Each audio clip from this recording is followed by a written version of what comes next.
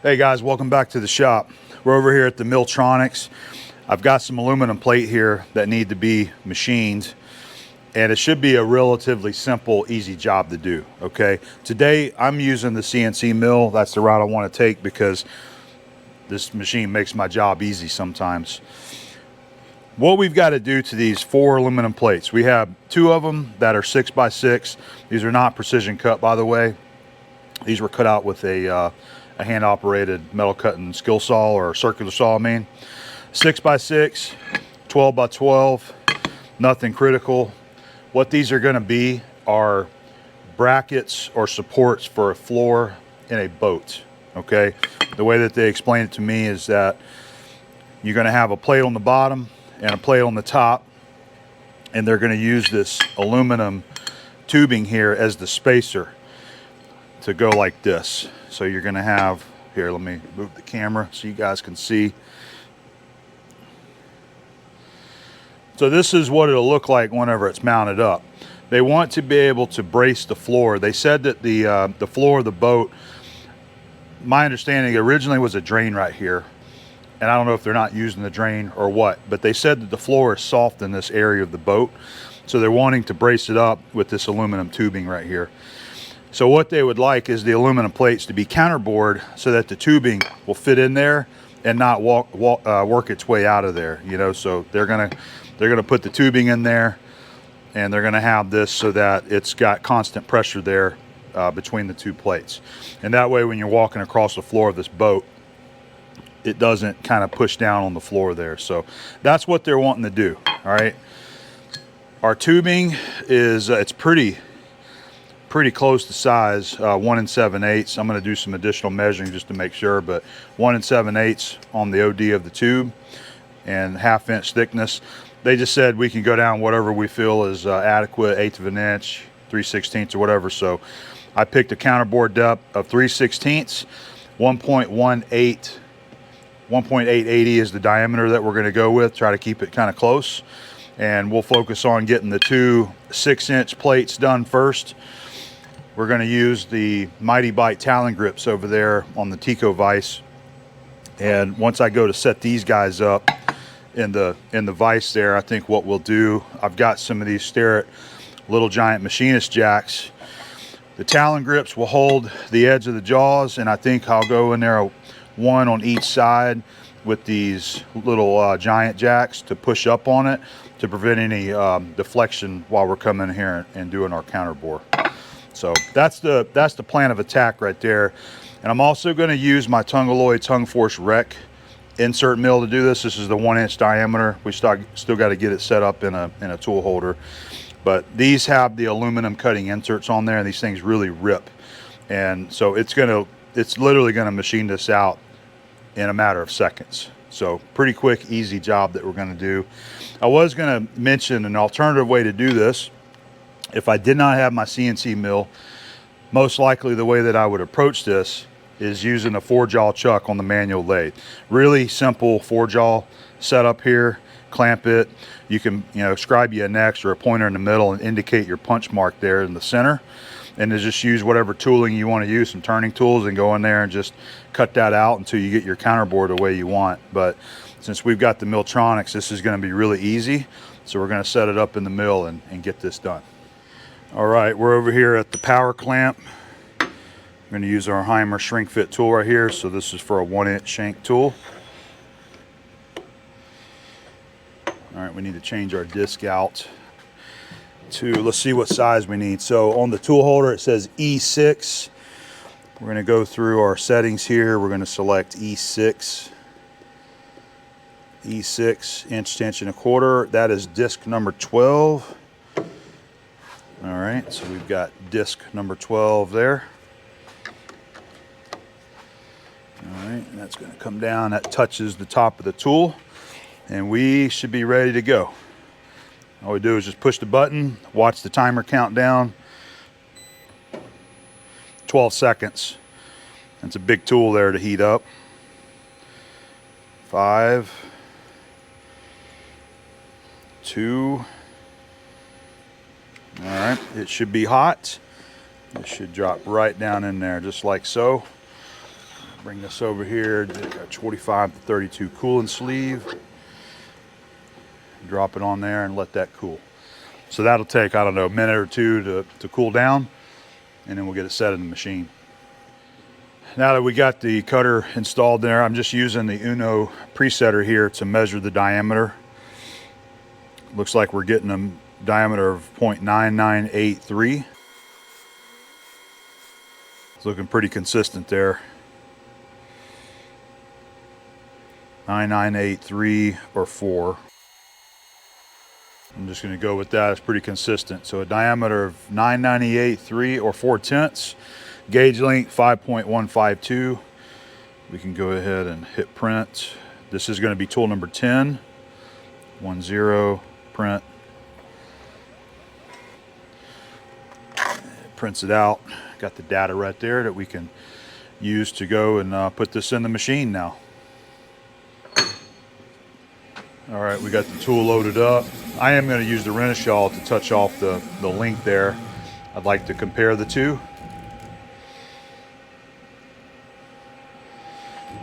Coolant loves dripping out when you're going to go and do this. I'm just trying to get the flute where it'll go across right the center of the stylus. Let's go down just a touch more. All right. Press enter.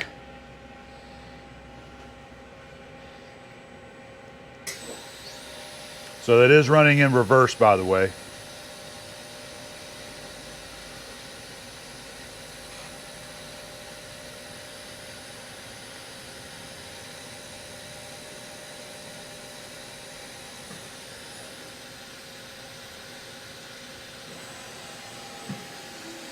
Okay, we're ready.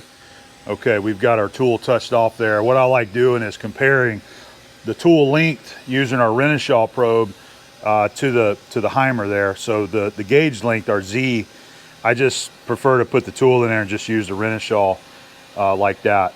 Okay, so I already plugged in our diameter of what the Heimer measured it. But so we have a difference in gauge length between the Renishaw and the Heimer of 12/10. Okay, I don't know which one is actually closer to being the absolute perfect length, but since the Renishaw is set up on the mill here, this is where I typically go to touch off the gauge length of the tools.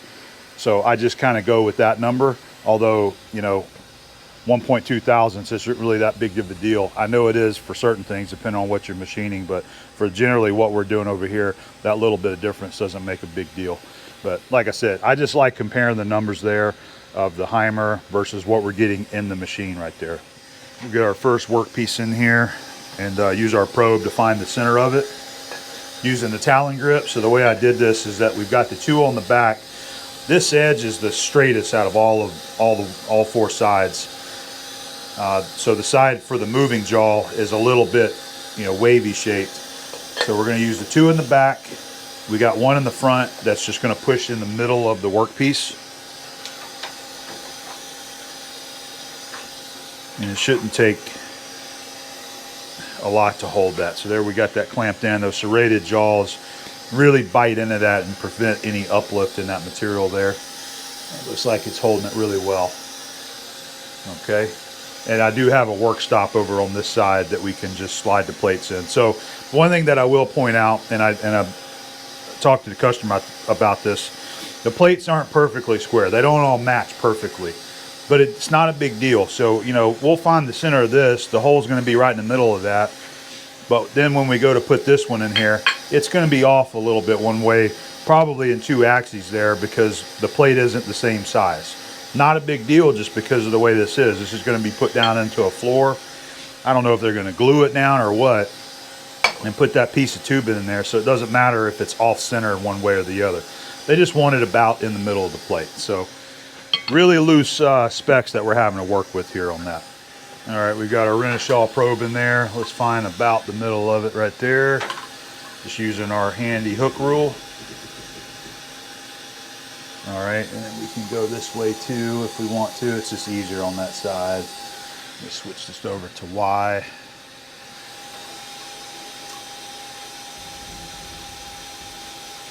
like that right there.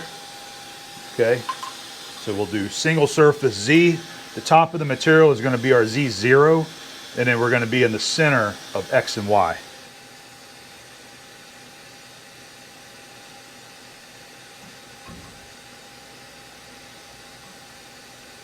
Okay, there's our Z.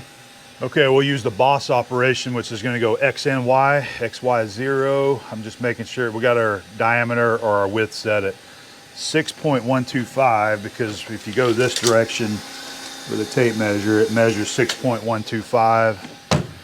All right, let's go for it. Hit run, cycle start. It'll touch the top, make sure we're good.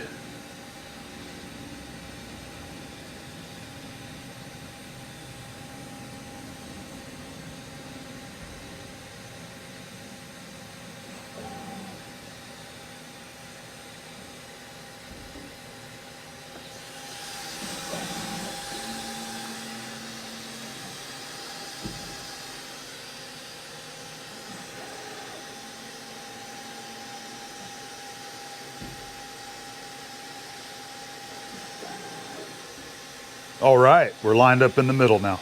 I will point out that I know that using this Renishaw for this type of job is absolute overkill. Totally get it. I'm using the tools that I have here. I'm gonna take Z, and this is where I always get nervous, because this is where I broke my Ruby stylus before. So I like to bring the tool up nice and gentle.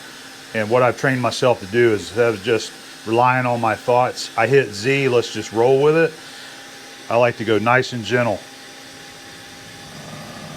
All right, make sure that I'm going in the right direction, and then I can bump our rapid back up to 100% and get that out of there, okay?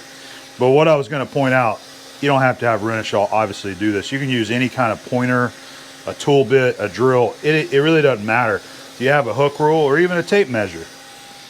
You guys are gonna kill me for saying tape measure, but I mean, I'm serious. You could just put a tape there and have a pointer in your tool holder and just line it up on a division there. If it's on a job like this where it doesn't really, it's not super critical to be in the middle of the part there. All right, but I'm just using the tools I have, and we are good to go. Go ahead and take this guy out. I wanted to show you our program in Fusion 360. So I've got two of them set up here. We're gonna call the small ones floor plate 1, and then we've got the larger ones called floor plate 2. Both of them identical, just different sizes. So we'll go back to this floor plate 1. Really simple. So we're gonna be using a bore operation, 2D bore, to machine this out. Okay, that's gonna be the first tool path. The second one, we're doing a 2D contour to chamfer that top edge. Okay, so we'll just go ahead and run through a simulation here so you can see. All right, this is going to be our tongue alloy insert mill. It says it's going to take approximately 12 seconds. So I've got that set up to where it's going to rough it out. It's going to take a 10,000th finish pass. Let me just go ahead and, oh, you know what? Let's back that up, regenerate. I don't know what happened right there. I haven't seen it do that. That's kind of weird. Let's exit simulation. Start this again. There it goes. I don't know what happened to our tool. So anyway, what I was saying, it's going to come down and rough the hole out, leaving 10 thousandths on the wall diameter. It'll make a cleanup pass. So let's run through that again. This is your roughing. It'll lift, come back down, clean that 10 thousandths up, and then there's our chamfer tool. We're going to make one pass around and break that edge, and that's it. Saying the counterbore is going to take 12 seconds and the chamfer is going to take 4 seconds. So this will be pretty quick. All right, let me exit that. If we jump over here to our floor plate 2 and do a simulation on this one, it's going to be exactly the same. We hit simulate and play. So it's just going to interpolate that hole with a 2 degree ramp angle down to the bottom. That's it right there. So we'll post process and go see if we can get these machined. I think we're ready to roll. First thing I'm gonna do is make sure my coolant is sprayed on the cutter properly. That looks like that's gonna work just fine right there.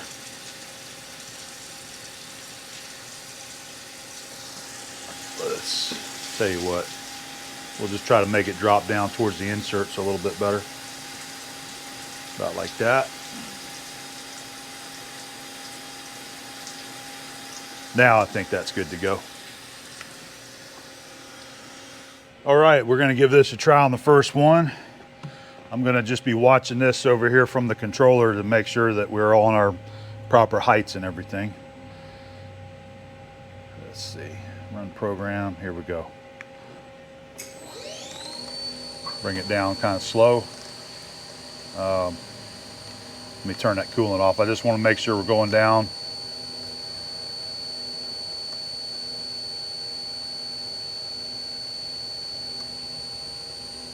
I believe that's it. We're gonna turn coolant back on.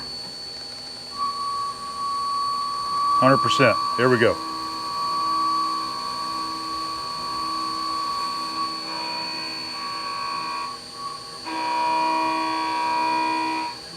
There it is. Let's go ahead and change tools. We'll go to our chamfer tool.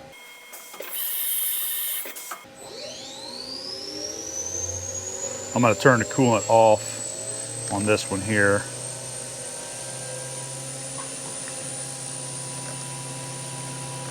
Just making sure we're where we need to be here. Yep, 100%.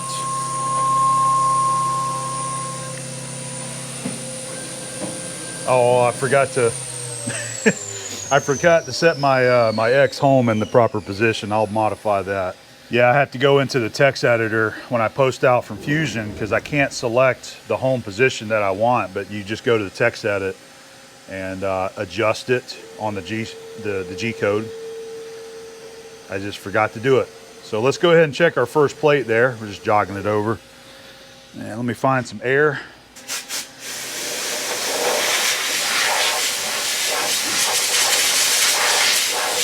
I was kind of surprised at it kind of sounded a little bit chattery, and that's what I was going to be concerned about with the 12-inch plates, but I think it's going to be fine.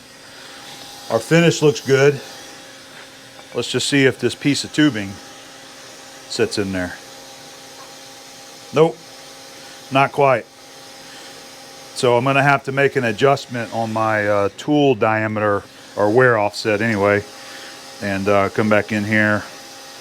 So that side is measuring 1 inch 880. Let me see, I was measuring.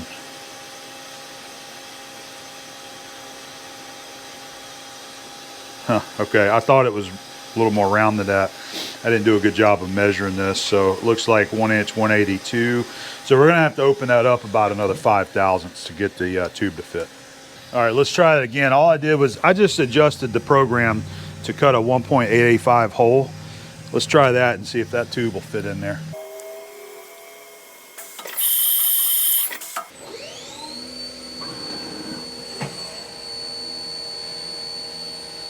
Just run it through the program again. This shouldn't take long.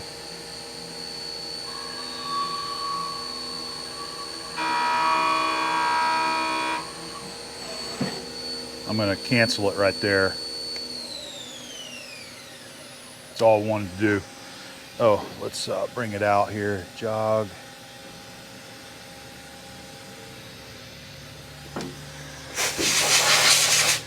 see if that is going to work for our tube now. There we go. Yep, that fits in there. It's actually got a nice fit because of that egg-shaped tubing right there. Got a good fit in there. 1 inch 885. I think that's going to work. All right, so first one done. 3 more to go. I went ahead and deburred the end of the tube right there. It just had some nicks on there, like this other side with the sticker. So we got it where it's fitting in there good. Same with that one right there. I think that's going to be fine right there. All right, so we'll go ahead and take this one out. Get our second one in there.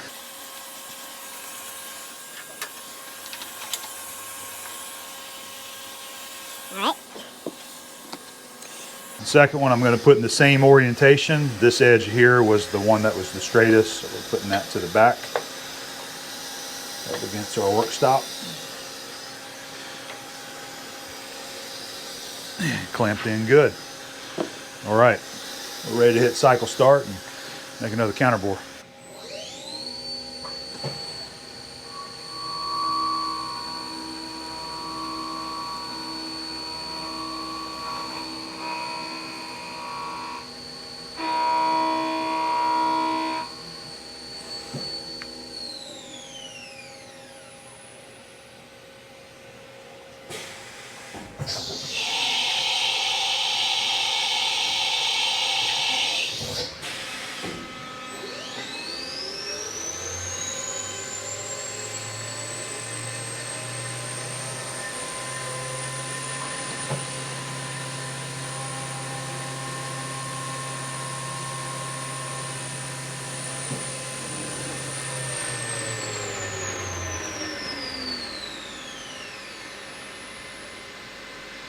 Okay, so that took a total of 53 seconds from start to finish there, and that's with the first tool already being loaded up in the spindle. Go ahead and give this one a test fit also. The finish actually looks nicer than the second one. Fits in there just like it should.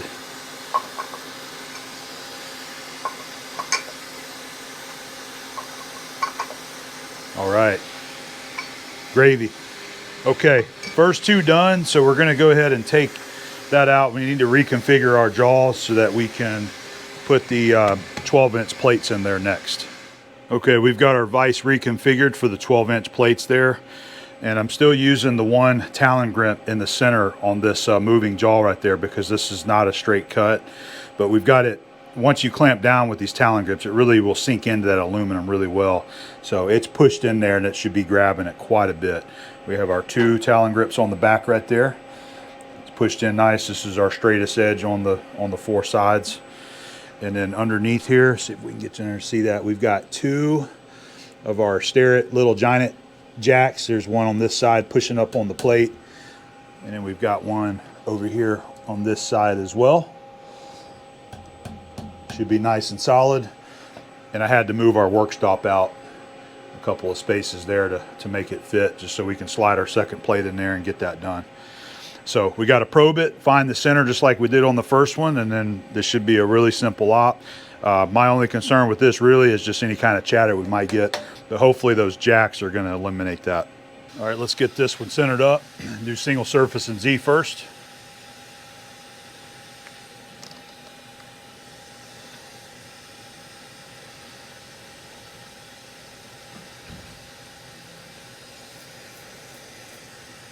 All right, there's our Z0. Now we're going to go to boss and get our X and Y.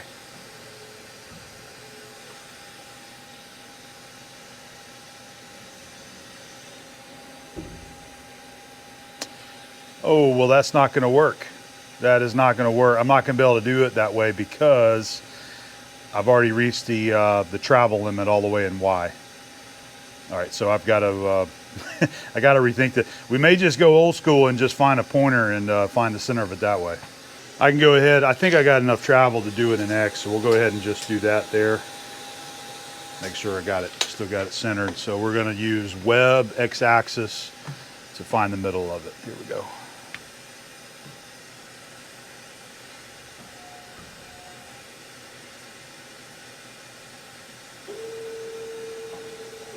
Yeah, we got it there on X.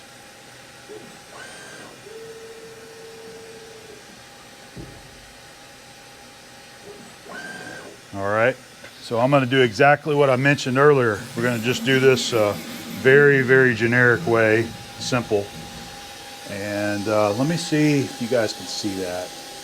There it is, a little bit better right there. So I have our 1/4-inch chamfer tool in there. It's just being used as a pointer. And I'm seriously just going to use a tape measure. And that is measuring, I mean, just a shade over 12 inches, so no big deal. So I'm going to gently walk this down a little bit closer. About like that. Make sure I'm hooked well. And let's adjust it in Y. Just like that. Look at that, it's lined up on 6, isn't it? That's going to be close enough, all right? So that should be about the center. It's going to be off a few thousandths one way or the other. All right, and then so we'll just come up here to our screen, G54Y, right there. We want 0 for that position, so we're going to enter. And now we're XY0 and 108 thousandths off the top of the workpiece. Okay, we'll go ahead and start this program. I'm going to walk it down gently just to make sure that it doesn't crash or anything, hopefully.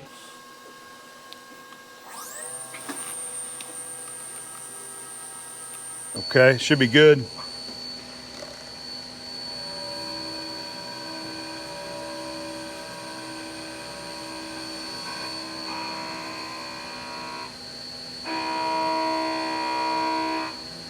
Oh, that sounded great.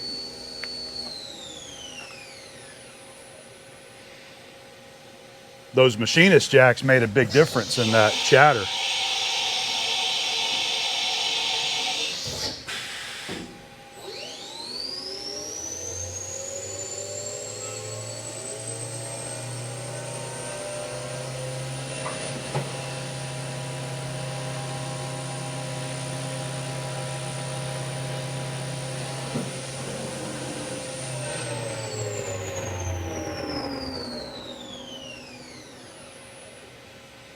All right, total run time was 1 minute and 2 seconds for this larger plate.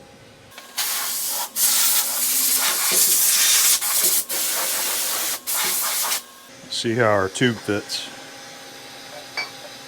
Just like it's supposed to.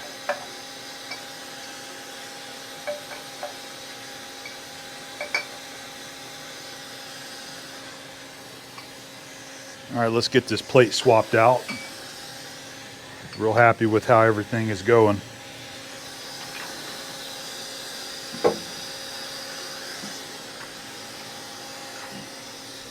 And I have to take and run the screws down just a little bit. Make sure we can set flat on these jaws here.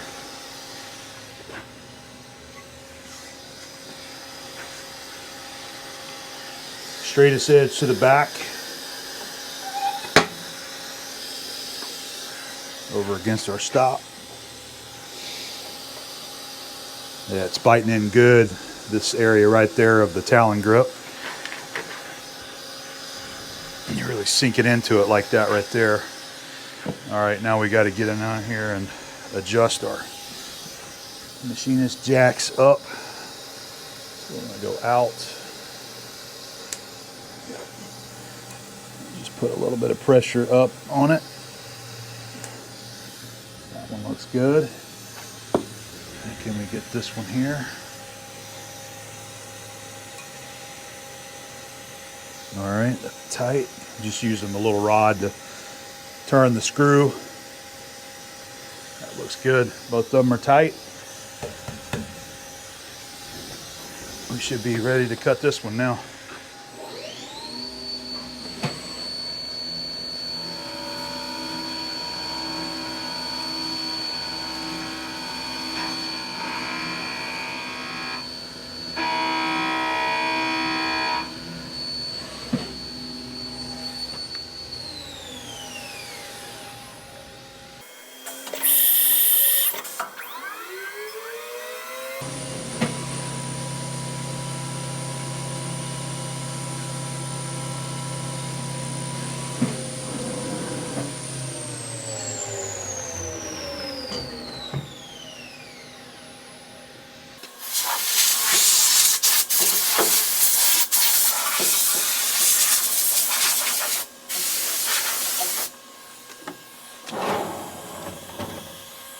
All right, that went well. Relatively uneventful in any kind of bad way. Tube fits just like we're supposed to. Nice. And another beautiful finish down inside that counterbore. I gotta say, the jacks made a big difference on that. Even going from,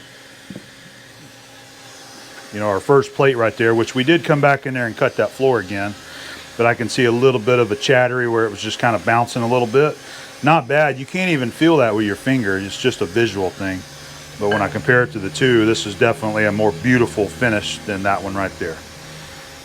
But regardless of that, we got all 4 plates finished up. So that technically finishes this job up. So that there is a good representation of how the 3 pieces are going to be used in the customer's hands. And exactly, well, we performed exactly what they wanted. Counterbores so that all 3 pieces would fit together.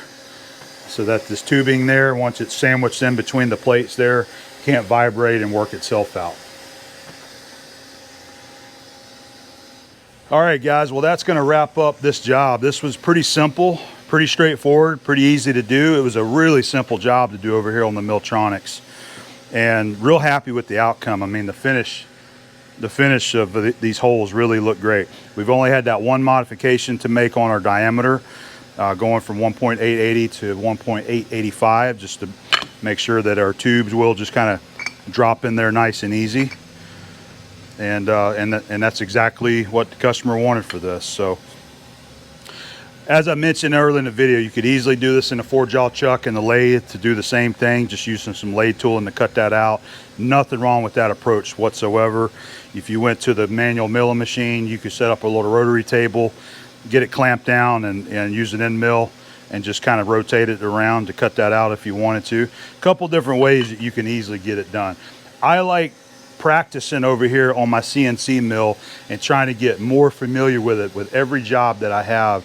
It just gives me more training, more practice, a little bit more experience, so that I can gradually, you know, pick up the pace as I get over here and put a job in this machine where I'm so used to taking a really simple part like this that I know how to do in a manual machine because I've done it for 28 years. But leaning in a little bit more on our computers and our software and our CNC controls to easily get something like this done. And the Milltronics has conversational programming on this. This would have been a super easy part to do on the conversational as well. I've just been training with Fusion 360 as much as I can to try to get used to that software. So that's the approach that I went for this job right there. So anyway, this one is wrapped up. I'm going to get the machine cleaned up because we have some more jobs coming in here. So get this all freshened up and start over again. But anyway, I hope you enjoyed watching this little project, and I hope to see you again here on the next job, okay?